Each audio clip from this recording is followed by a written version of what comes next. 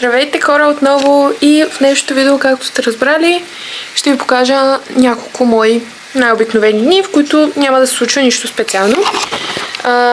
Реших да почна сега, защото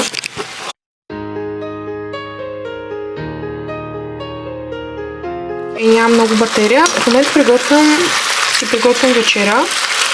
Рецептата е много лесна и реших, че искам да ви я споделя, защото преди между другото качвах и рецепти тук, както знаете. Може да кажете дали искате пак да почна.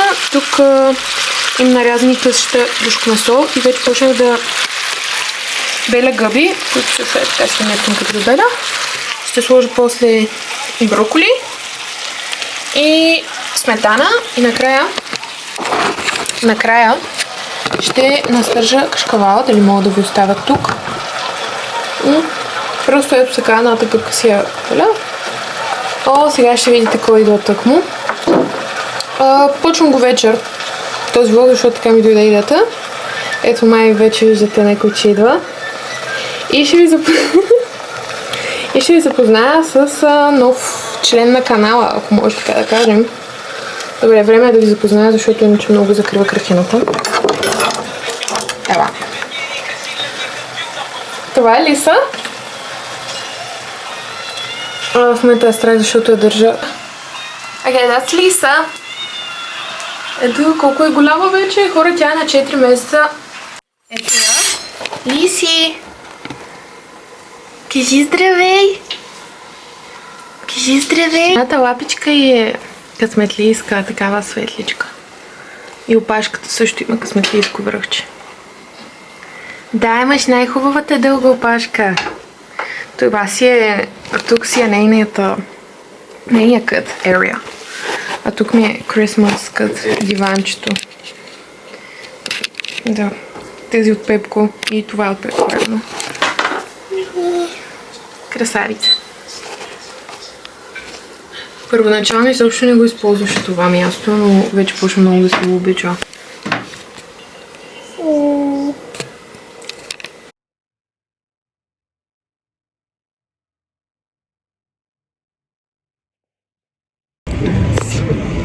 Вече е друг ден, имах тест и минахме през един магазин, после ще ви покажа какво си взех. Сега дойдохме да си до коледния базар. И ще си вземаме корн дог.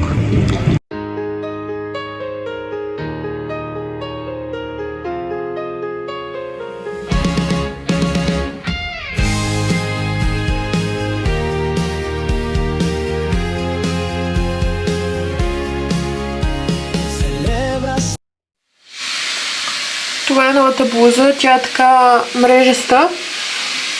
Не е за зимата, със сигурност, но е готина. Беше 2,50, не знам дали споменах в предния кадър.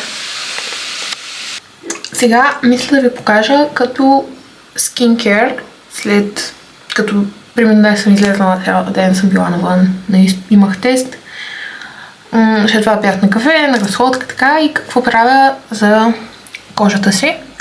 След такъв ден не го правя задължително вечер. Примерно сега е към 5. Но вкъщи си ми е чистичко и си ми е хубаво, така че сега ще ви покажа. Идеята ми е да е simple, защото в последствие разбрах, че колкото по-малко неща ползваш, толкова по-добре приятна кожата ти. Преди ползвах много неща и кожата не реагира много добре на много неща, поне моята. Естествено, то си е индивидуално. Ако съм имала грим, си чистя лицето с тази мицеларна вода. Не мога да разбера още как да карам камерата ми да фокусира, когато искам. Ето така. Гарниер. Може би повечето от вас ползвате. Тъй като сега нямам грим. Скипваме тази част. И ще си почистя лицето с ето този лосьон. Той е против пъпки и също почиства. Малко е като спирт, но за лице, защото, нали, кризента. Много ми е трудно да го откривам, ако трябва да съм честна, и в повечето случаи трябва да кажа на аптеката да го докарат, за да ми го докарат. Следващия продукт, който използвам е ето този серум. Той е на Балея, т.е. от DM, нали? Серум Beauty Hyaluron серум. Той ми хидратира кожата зимата. Не го използвам само зимата.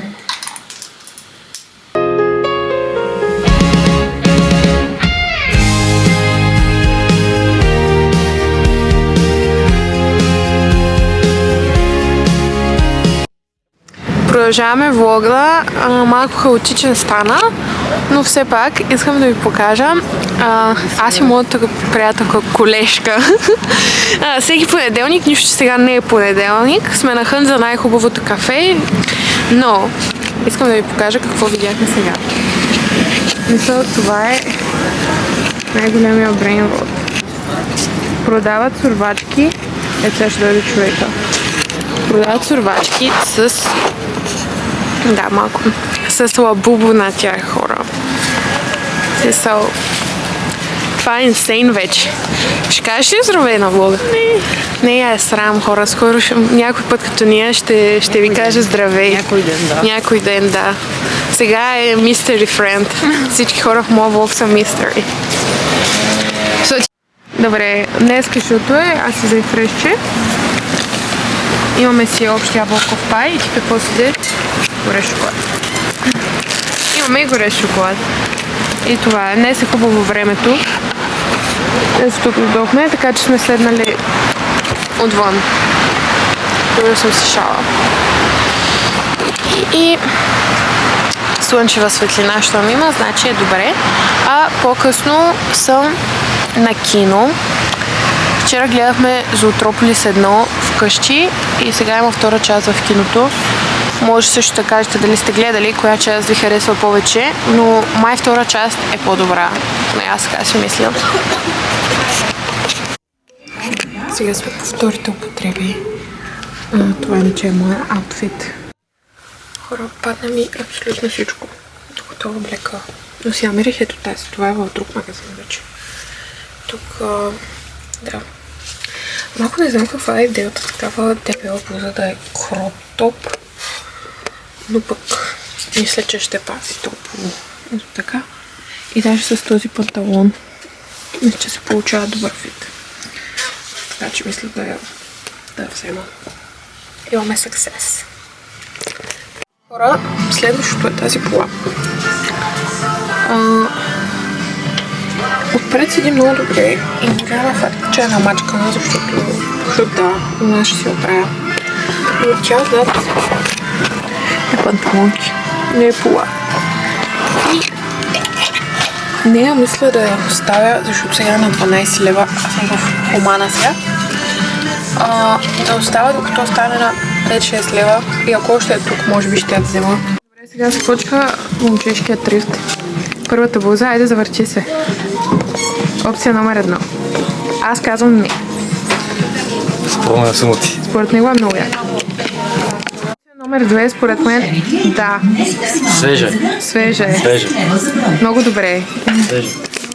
И последната опция, и двамата казваме не, нали? Не, си мисля, че изглежда по-добре. Просто е малка. Като го видях си викам. Да, просто е малка според мен. Маче май. Кога се обърни? Завърчи се. Маче е малко. Да, просто е по-малка. Да, малка. Ето, Зоотрополис 2. Това е, което ще гледаме. Let's go. Вече започва да се стъмва. Сигурно като излезем от киното, ще е тъмно.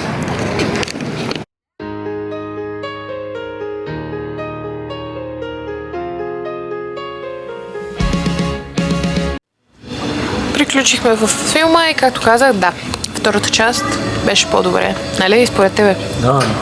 Втората част харесваме повече. И сега за награда, че днес сме много продуктивни. Ето така, на фона на Коледа. Да, на Коледната окраса. Но за сметка на това, утре имам 2 теста.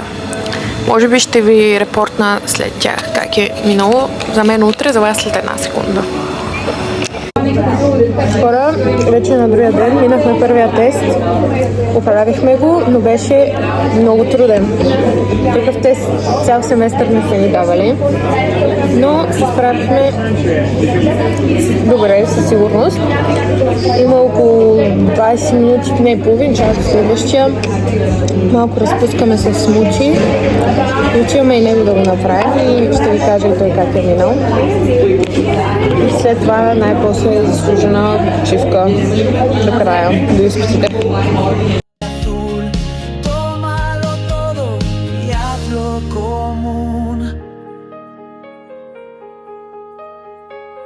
Това беше днешния влог.